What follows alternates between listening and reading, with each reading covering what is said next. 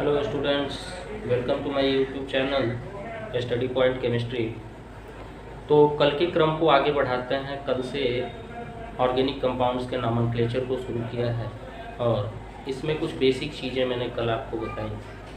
उसी क्रम को आगे बढ़ाते हुए यहाँ पे टाइप्स ऑफ कार्बन एटम्स को देखेंगे लंबे चेन में, यानी एल्केन के चेन में। एल्केन के क्रम को आगे बढ़ा रहे हैं। अभी हम लोग एल्केन को पढ़ेंगे, एल्केन के नॉमेनक्लेचर को सीखेंगे, फिर एल्कीन के नॉमेनक्लेचर को सीखेंगे। ऐसे एक एक ग्रुप को करते हुए हम एक एक वीडियो में आपको सिखाएंगे।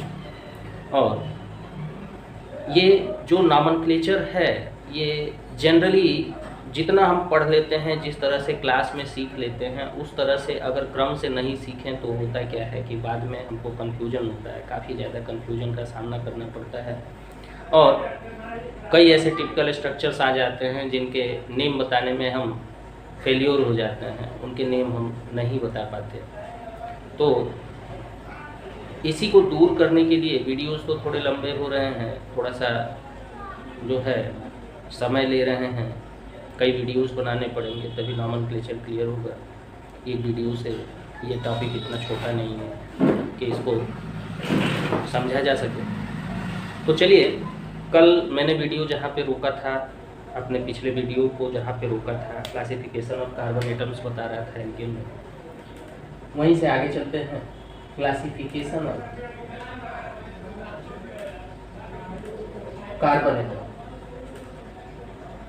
Carbon atoms. ये एल्केन्स के लिए पढ़ रहे हैं, याद रखिएगा, एल्केन्स के लिए पढ़ रहे हैं हम लोग। तो यहाँ इसको 4 क्लास में बांटा जाता है mainly.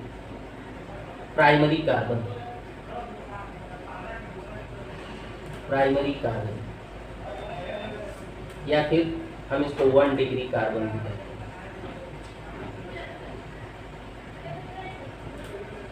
Carbon atom which attach with only one carbon, ऐसा कार्बन एटम चेन में जो केवल एक कार्बन से जुड़ा हो उसको हम प्राइमरी कार्बन कहते हैं या 1 डिग्री कार्बन कहते हैं। दूसरा सेकेंडरी कार्बन, सेकेंडरी कार्बन या फिर 2 डिग्री कार्बन। 2 डिग्री कार्बन वो होता है कौन सा atom? Carbon atom which attached with 2 carbon atom. 2 carbon atom से जो जुड़ा हुआ है उसको हम 2 डिग्री कार्बन कहते हैं। 2 कार्बन एटम से ही अटैच होता है। तीसरा है tertiary carbon, tertiary carbon 3 degree carbon. Carbon atom which attached with 3 carbon atoms, 3 another carbon atoms।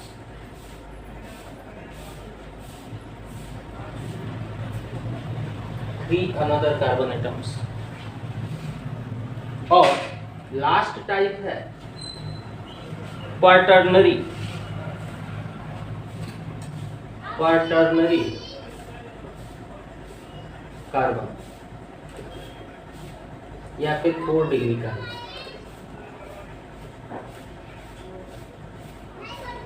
Carbon atom which attached with 4 another carbon atoms। एक स्ट्रक्चर से इन चारों तरह के कार्बन एटम्स को हम समझेंगे। मान लिया हमने एक स्ट्रक्चर दिया, यहाँ पे C, सिंगल बॉन्ड C, यहाँ पे निकाल लिया, यहाँ पे C, सिंगल बॉन्ड यहाँ पे एक निकाल दिया C,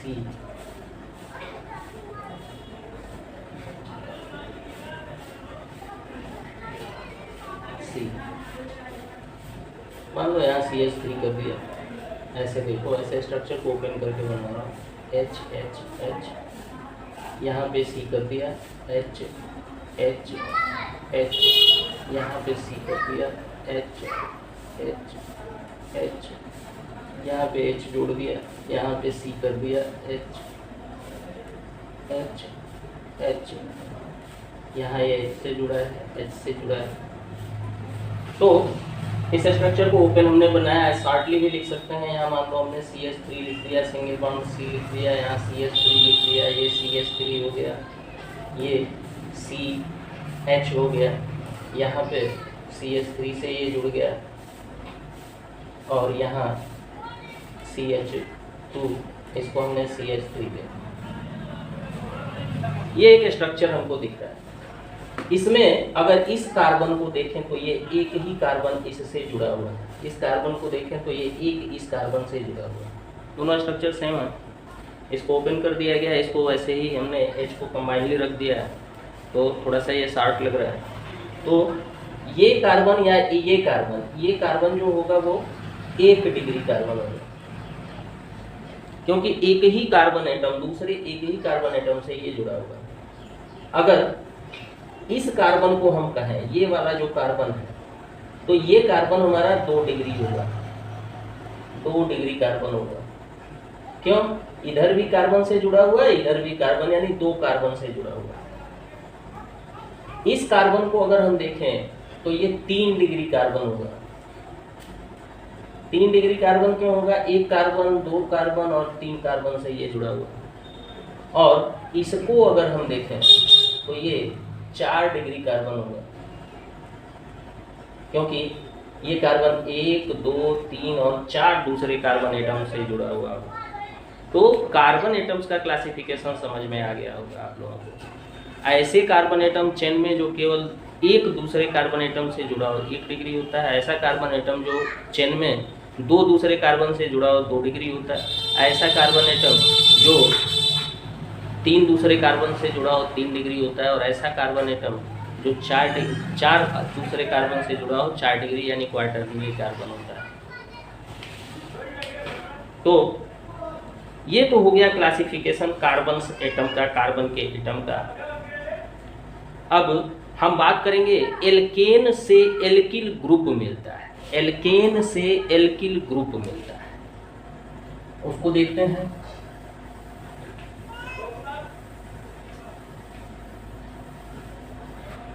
हम जानेंगे एल्किल ग्रुप को, एल्किल ग्रुप।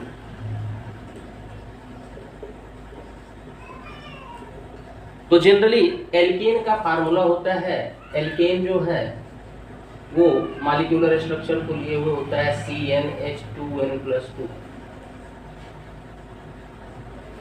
मतलब अगर इसका एग्जाम्पल लें तो मेथेन हो गया CH4, कार्बन 1 है तो कार्बन के 2 गुने से 2 अधिक, C2H6 कार्बन 2 है तो उसके 2 गुने से 2 अधिक हाइड्रोजन हो गया। इसी तरह C3H8 ये मेथेन हो गया। इसमें ANE जो गिनती आपको बताया था पीछे, मेथेन, प्रोब्यूट, उसमें ANE जोड़ते हैं तो वो एल्केन ग्रुप होता है, यानी कि सेचुरेटेड हाइड्रोकार्बन को शो करता है। सेचुरेटेड हाइड्रोकार्बन को बताता है कि सभी कार्बन्स के बीच सिंगल बॉन्ड है। दूसरा हो गया आपका एथेन और तीसरा हो गया प्रोपेन, ये हो गया प्रोपेन। अब इससे अगर जितने एल्केन हैं उनसे अगर एक हाइड्रोजन को रिमूव कर दें, CH4 से हम एक हाइड्रोजन को माइनस कर दें तो यहाँ पे CH3 बचेगा, एक वैलेंसी इसकी बच जाएगी। कार्बन की 4 वैलेंसी होती है, चारों वैलेंसी जो है पूरी तरह से अगर हाइड्रोजन यहाँ जुड़ा हुआ है तो ये हमारा एल्केन है। और एक वैलेंसी को खाली करके एक हाइड्रोजन को यहाँ से हमने हटा दिया तो ये एल्किल हो गया। और इस एल्किल ग्रुप को हम R से डिनोट करते हैं, R से। एल्किल ग्रुप को हम R से डिनोट करते हैं, फंक्शनल ग्रुप R होता है। इसी तरह मान लो कि C2H6 है, C2H6 है, इसमें से एक हाइड्रोजन को रिमूव कर दें तो C2H5 बचेगा, एक वैलेंसी इसकी बच रह जाएगी। तो इसको कहेंगे मेथिल, इसको कहेंगे एथिल, इसी तरह अगर C3H8 में से एक हाइड्रोजन को हम माइनस कर दें तो यहाँ C3H7 मिलेगा, एक वैलेंसी बची रह जाएगी कार्बन की, इसको कहेंगे प्रोपिल। मतलब एल्केन में से अगर एक हाइड्रोजन को माइनस कर दें तो एल्किल ग्रुप मिल जाता है। एल्केन से एक हाइड्रोजन को माइनस कर दें तो एल्किल ग्रुप हमको मिल जाता है। और इसके लिए जो सिंबल यूज करते हैं वो R। एल्किल ग्रुप समझ में आ गया होगा आई थिंक। तो अब मेथेन से मेथिल बना, एथेन से एथिल बना, प्रोपेन से प्रोपिल बना। तो अब थोड़े से हमने आइसो और नियो स्ट्रक्चर की बात की थी। आइसो एंड नियो स्ट्रक्चर के साथ अगर जो है कि इस तरह हमको एल्किल ग्रुप लेना है तो उसको क्या करेंगे, उसको क्या कहेंगे। तो अगर प्रोपिल की बात करें, हम प्रोपेन की बात करें, तो आइसोप्रोपिल की अगर हम बात करते हैं, आइसोप्रोपिल, तो आइसो स्ट्रक्चर क्या होता है। नॉर्मल ब्यूटेन अगर हम लेते हैं, मान लो कि नॉर्मल ब्यूटेन हो गया तो उससे तो ब्यूटिल निकलेगा। जैसे हमने लिख दिया CH3 CH2 CH2 CH3, तो ये क्या है, ब्यूटेन है, ये ब्यूटेन। इससे अगर एक हम रिमूव करते हैं तो क्या होगा, CH3 CH2 CH2 CH2 यहाँ होगा, एक हाइड्रोजन रिमूव हो गया, एक वैलेंसी खाली हो गई, इसको कहेंगे ब्यूटिल। ये नॉर्मल स्ट्रक्चर है, तो इसको N ब्यूटिल भी कह सकते हैं, नॉर्मल ब्यूटिल भी कह सकते हैं। अब अगर हम क्या करें, एक जो है CH3 को ऊपर लगा दें, ऐसे लिख दें CH3 CH2 CH, यहाँ पे हम CH3 लिख दें और यहाँ पे CH2 कर दें, तो ये इसको हम कहेंगे क्या, isopropyl. Isopropyl, iso structure sorry isobutyl, 4 carbon है, आइसोब्यूटिल। ये आइसो स्ट्रक्चर हो गया, देखना है जैसा कि आइसो और नियो स्ट्रक्चर को आपको बताया था। इसी तरह से अगर मान लो दोनों तरफ ब्रांच निकले हुए हैं, इधर भी उधर भी दोनों तरफ ब्रांच निकले हुए हैं और वो कार्बन से जुड़ा हुआ, तो अब यहाँ से अगर हम हाइड्रोजन को रिमूव कर दें, मान लो CH3C है, इसकी एक वैलेंसी यहाँ खाली कर दें, यहाँ CH3 से जुड़ दें और यहाँ CH3 लिख दें। यहाँ से हमने हाइड्रोजन को रिमूव किया, यानी यहाँ ये कार्बन जुड़ सकता है, तो ये 1 2 3 कार्बन से जुड़ा हुआ है, 1 2 3 कार्बन से जुड़ा हुआ है। तो यहाँ पे हमारा जो होगा वो क्या होगा, ये टर्शियरी कार्बन है, 1 2 और 3 कार्बन से जुड़ा हुआ है, तो इसको कहेंगे टर्ट ब्यूटिल, टर्शियरी ब्यूटिल। इसी तरह मान लो अगर हम यहाँ पे CH3 यहाँ C लिख दें,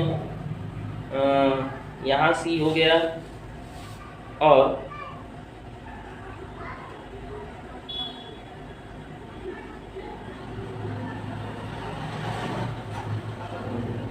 चलो CH2 कर देते हैं, यहाँ CH कर देते हैं, एक यहाँ खाली कर देते हैं और CH3 कर देते हैं।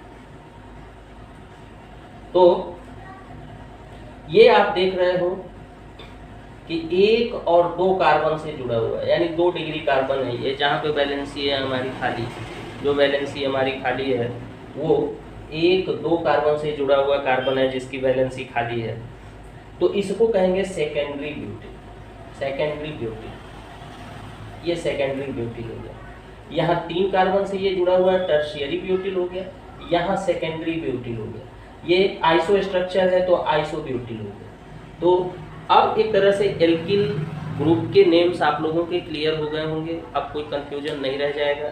इसमें थोड़ी सी बच्चों को प्रॉब्लम होती है कि ये क्या टर्ट ब्यूटिल दिया हुआ है, क्या सेक ब्यूटिल दिया हुआ है, तो ये सेकेंडरी कार्बन को शो करता है कि वो कार्बन सेकेंडरी है या टर्शियरी। तो अगर टर्ट ब्यूटिल कहीं लिखा हुआ है मतलब ब्यूटिल ग्रुप तो है, लेकिन उसमें जो कार्बन है जो वैलेंसी खाली है, यानी जहाँ हाइड्रोजन कम है, वो कार्बन जो है वो टर्शियरी है, यानी कि 3 दूसरे कार्बन से अटैच्ड है। Is it clear? अब हमें लग रहा है कि यहाँ तक आपका क्लियर हो गया होगा। अब IUPAC रूल्स के तरफ चलते हैं। IUPAC rules for naming alkenes. IUPAC rules for naming alkenes. Alkenes के नेमिंग के लिए IUPAC रूल्स होते हैं। इसमें ढेर सारे रूल्स को हम देखेंगे, ढेर सारे रूल्स को हम पढ़ेंगे और समझने का प्रयास करेंगे ढेर सारे रूल्स को। पहला रूल कहता है select the longest carbon chain. Longest carbon chain को सेलेक्ट कीजिए। कैसा? Longest continuous. कंटिन्यूअस यानी ऐसा चेन नहीं जो बीच में ब्रेक हो, कार्बन के अलावा कुछ दूसरा आ गया। कार्बन का लंबा चेन है ना, उसको हम कहते हैं मास्टर चेन। ये होता है हमारा मास्टर चेन, या फिर इसको पैरेंटल चेन भी कहते हैं। पैरेंटल चेन भी कहते हैं। जैसे एग्जाम्पल के लिए हम लेते हैं, यहाँ सी सी सी, यहाँ से सी हो गया, यहाँ सी हो गया, यहाँ सी हो गया, यहाँ सी हो गया। तो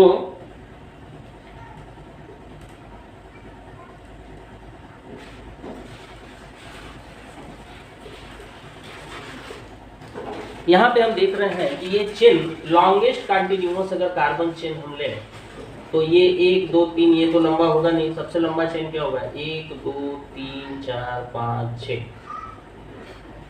यानी इस चेन को हम यहाँ से, ये जो चेन ऐसे मुड़ के यहाँ आई है, ये लॉन्गेस्ट है, इस चेन को हम चूज करें।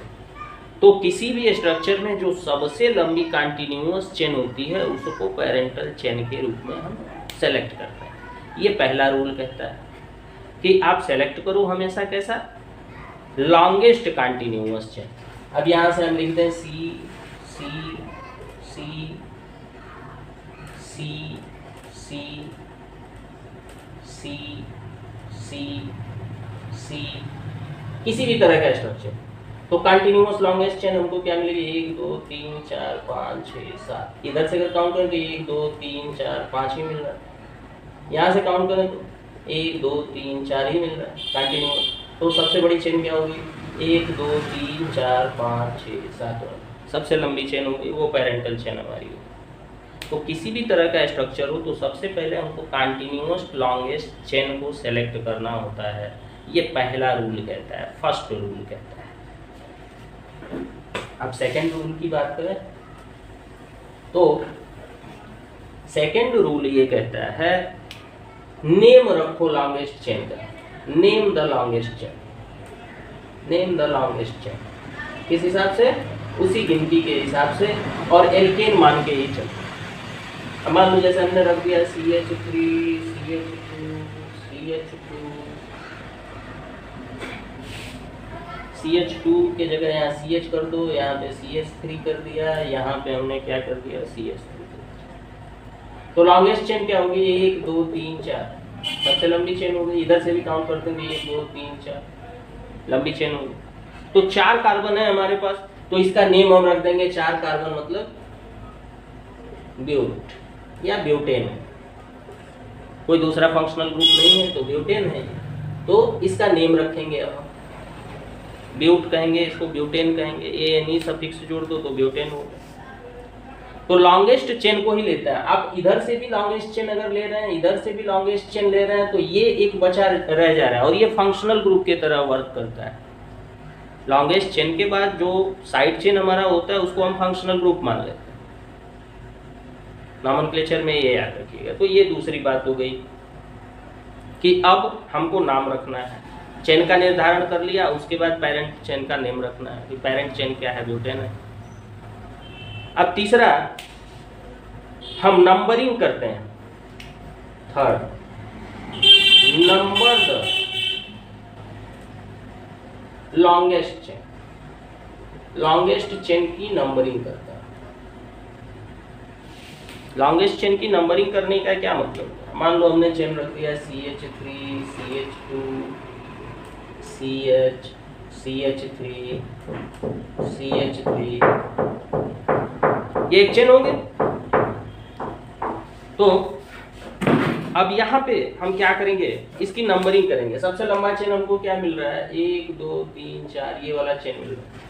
लेकिन ये नंबरिंग करने में एक चीज़ हम ध्यान देते हैं, हमेशा ध्यान देते हैं, इस चीज़ को बहुत ही ध्यान से सुनिएगा कि हम नंबरिंग उस साइड से करते हैं। अगर ब्रांच चेन है तो नंबरिंग हम उस साइड से करते हैं जिधर से लोवेस्ट नंबर फंक्शनल ग्रुप को मिले। अगर इसको हम कंटिन्यूअस चेन मानते हैं, सबसे लंबी चेन मानते हैं, तो ये फंक्शनल ग्रुप हो गया। तो इसको नियरेस्ट पॉइंट कहाँ से मिलेगा? अगर इधर से गिनते हैं तो पहले दूसरे तीसरे कार्बन पे इसको स्थान मिल रहा है, इधर से गिनते हैं तो पहला दूसरा तीसरा चौथा मिल रहा है। तो इधर से हम काउंट करेंगे क्योंकि इधर से तीसरा पोजीशन मिल रहा है, इधर से दूसरा पोजीशन मिल रहा है। तो यहाँ से हम काउंट करेंगे 1 2 3 and 4। This is the right method. ऐसे बिल्कुल काउंट नहीं करेंगे, ये रॉन्ग मेथड हो जाएगा। अगर ऐसे इस चेन को हम काउंट करते CH3 CH2 CH CH3 और यहाँ से CH3 जुड़ा हुआ है, ऐसे अगर काउंट करते 1 2 3 and 4, तो ये रॉन्ग हो जाता है। दिस इज रॉन्ग, ये रॉन्ग है। रॉन्ग इसलिए है क्योंकि ये जब फंक्शनल ग्रुप हो गया, चेन से अलग हो गया, तो इस एल्किल ग्रुप को हमको लोवेस्ट नंबर देना है। यहाँ पे थर्ड पोजीशन मिल रहा है, यहाँ पे सेकेंड पोजीशन मिल रहा है, तो ये राइट है, ये रॉन्ग है। ये नंबरिंग की बात होगी। अब अगले लॉ की तरफ बढ़ते हैं। 3 लॉज हो गए।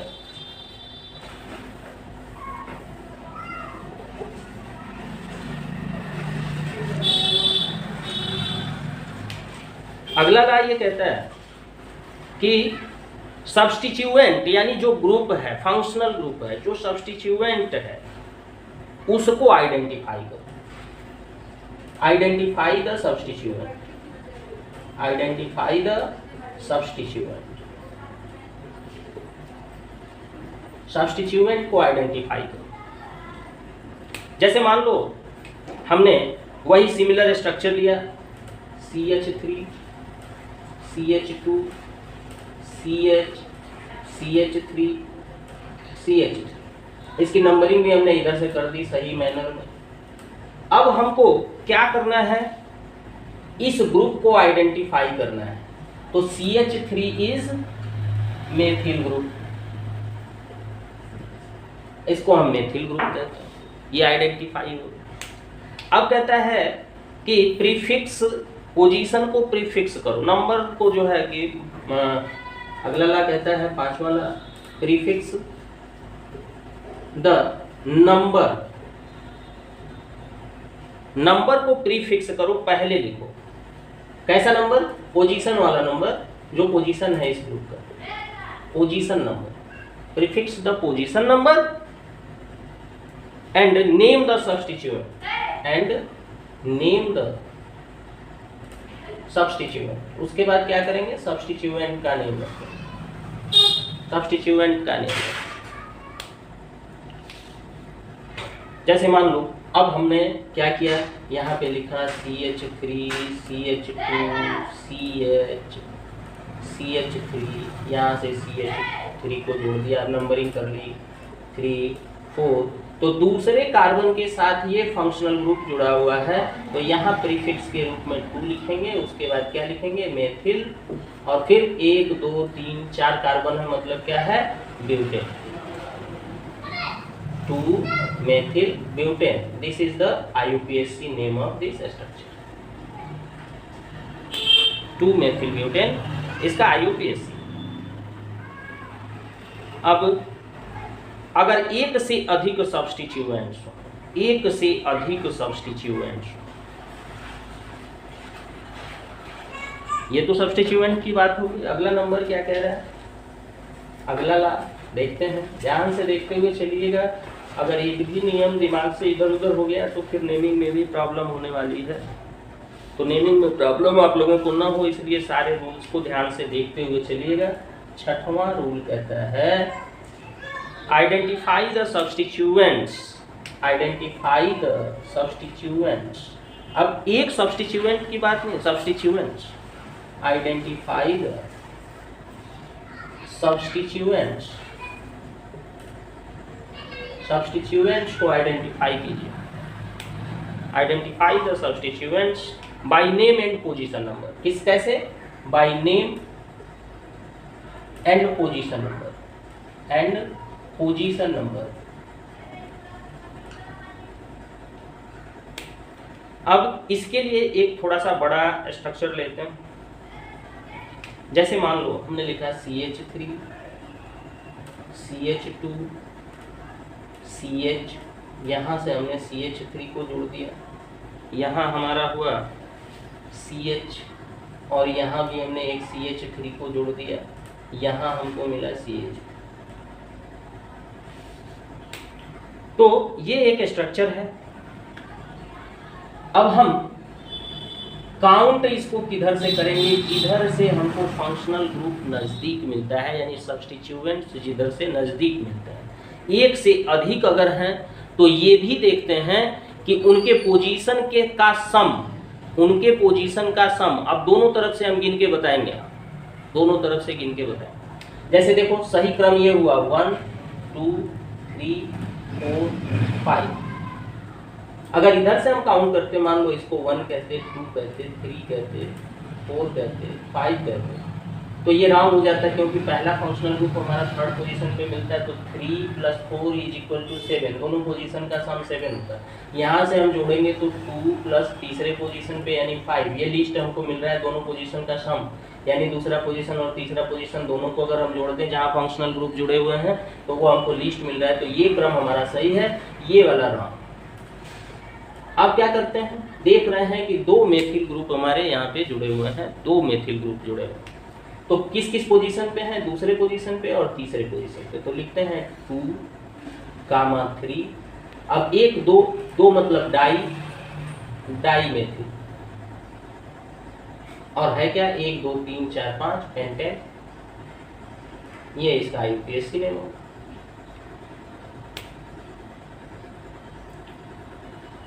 इसी तरह से एक और स्ट्रक्चर को लेते हैं।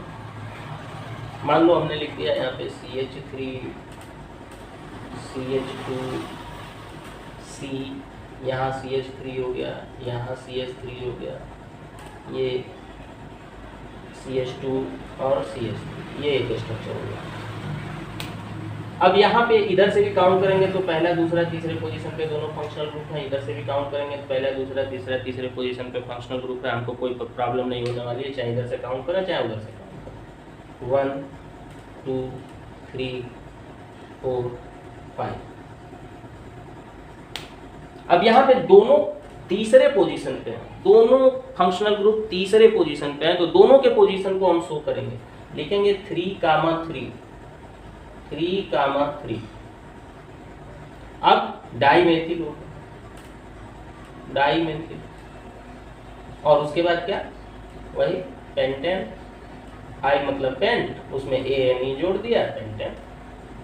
3, डाईमेथिल पेंटेन। तो ये हो गया हमारा छठा रूल। 6 रूल हमने जाने। कुछ और चीज़ों को जानना है। जब ये तो एक तरह के सब्स्टिट्यूएंट्स हमने देखे, अब हम अगले रूल में देखेंगे। When 2 or more different substituents are present in our chain,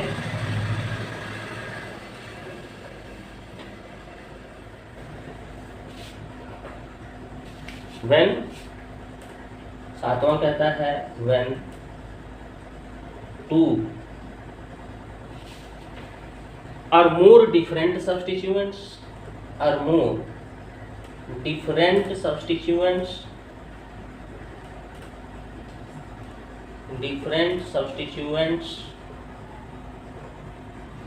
are present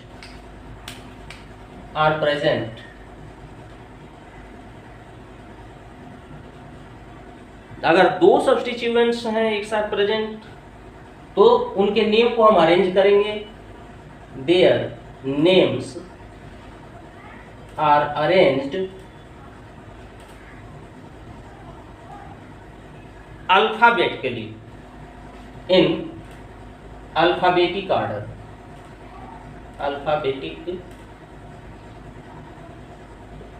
order, यानी उनके नेम को देखेंगे, उनके नेम का पहला अल्फाबेट अगर ABCD ए से लेके जेड तक पहले आ रहा होगा तो उसके नेम को पहले लिखेंगे, और बाद में आ रहा होगा तो उसके नेम को बाद में लिखेंगे। एग्जाम्पल लेते हैं। तो मान लो हमने एक चेन ले ली, CH3 ले लिया, इधर CH2 ले लिया, CH2 ले लिया, CH3 ले लिया, CH ले लो, यहाँ पे CH3 को लगा दिया, यहाँ 1 2 3 और 4, यहाँ पे CH ले लिया, यहाँ पे CH2 ले लिया, यहाँ CH3 ले लिया, यहाँ पे CH2 कर दो, यहाँ पे CH कर दो, और यहाँ से हमने लगा दिया CH2, ये CH3। ये एक स्ट्रक्चर होगा। तो इस स्ट्रक्चर में हम पाते क्या हैं, अब यहाँ पे देखो, इधर से हम काउंट करेंगे, इधर से लीस्ट फंक्शनल ग्रुप हमको मिल रहा है 1 2 3 4 5 6 7 कार्बन का स्ट्रक्चर मिल रहा है। इधर से 1 2 3 4 5 6 7 8, तो 8 मिल जा रहा है। यहाँ एक और बढ़ा देते हैं, CH2, यहाँ CH3 कर देते, तो यहाँ से गिनेंगे तो 1 2 3 4 5 6 7 8, ये सबसे लंबी कार्बन की चेन हमको मिल रही है। तो यहाँ तीसरे पोजीशन पे फंक्शनल ग्रुप है ये CH2 CH3, यानी कि C2H5। इन दोनों को कंबाइन करते हैं तो हमको मिलेगा C2H5, यानी ये एथिल ग्रुप हो गया। और यहाँ पे पांचवें पोजीशन पे जो है वो CH3 है, यानी मेथिल ग्रुप है।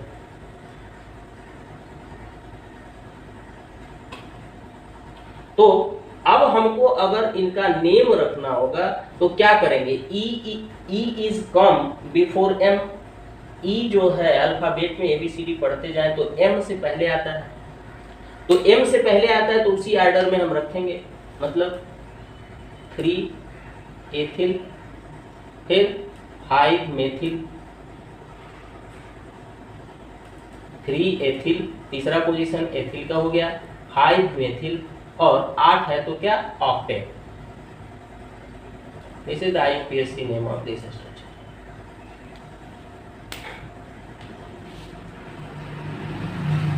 तो ये एल्केन से रिलेटेड कुछ आपको हमने रूल्स बताए, इन रूल्स को फॉलो कीजिए। इसमें स्टेप क्या है, लॉन्गेस्ट चेन को सबसे पहला फिर से समराइज कर देते हैं। लॉन्गेस्ट चेन को सेलेक्ट कीजिए, उसको पेरेंटल चेन मान लीजिए या फिर मास्टर चेन मान लीजिए, उसके अकॉर्डिंग ही हम नेम रखेंगे। और उसके बाद एल्किल ग्रुप को आइडेंटिफाई कीजिए, अगर एल्किल ग्रुप है तो एल्किल ग्रुप जुड़ा हुआ है तो ओनली एल्केन और उनके डेरिवेटिव्स के नेम आज आपको मैंने बताया है। फिर क्या कीजिए, उनके IUPAC नेम को राइट कीजिए, सही नंबरिंग कीजिए। नंबरिंग करने के बाद एक से अधिक अगर जो है सब्स्टिट्यूएंट चेन पड़ा हुआ है तो पहले उनके नेम को क्लेरिफाई कर लीजिए। नेम को क्लेरिफाई करने के बाद अल्फ़ाबेट देखिए कि किसका अल्फ़ाबेट पहले आ रहा है, किसके नेम का पहला अल्फ़ाबेट ABCD में पहले आ रहा है, उसके नंबर के साथ उसका नेम पहले रखेंगे, जिसका बाद में आएगा उसको बाद में रखेंगे, और उसके बाद लॉन्गेस्ट पेरेंटल चेन के हिसाब से उस एल्केन का नेम रख देंगे। तो आशा है आज का वीडियो आपको पसंद आया होगा। चैनल को सब्सक्राइब करें, लाइक करें और दूसरे स्टूडेंट्स को भी शेयर करें ताकि मैं भी थोड़ा सा मोटिवेट हो सकूं, मेरे कुछ सब्सक्राइबर बढ़ें और वीडियोस बनाने में थोड़ा सा और इंटरेस्ट आए और मन लगे और बेटर तरीके से आप लोगों को आगे की चीज़ें समझा सकूं। Thanks for watching.